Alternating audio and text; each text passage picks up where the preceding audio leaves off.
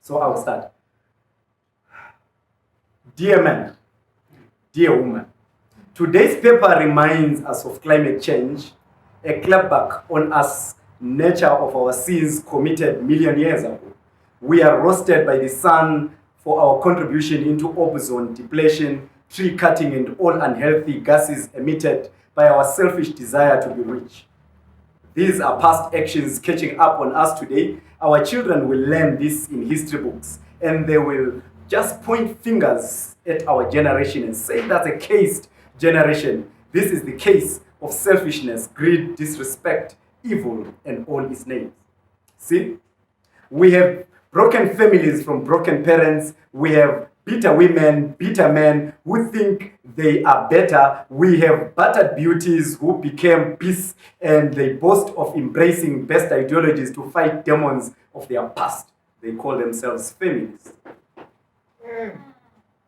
Too much time spent fighting monsters makes one become one. Each year, 16 days of activism is commemorated. They still drip pus in their wounds. They are unhealed. For those whose lips were sealed to conceal the truth from coming out of their mouths, we know you. We were with you. We stand with you. Sins the past, the sins of the past, the souls of the past, yesteryear must be treated and not concealed.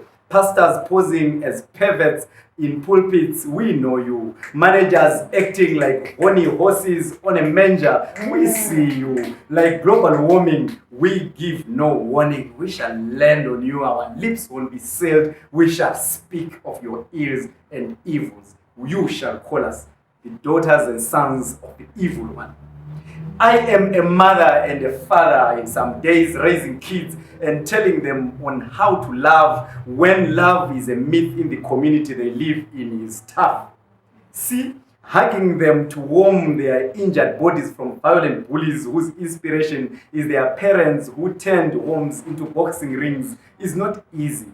Preaching love to those who would innocently inherit from the toxic society is not easy.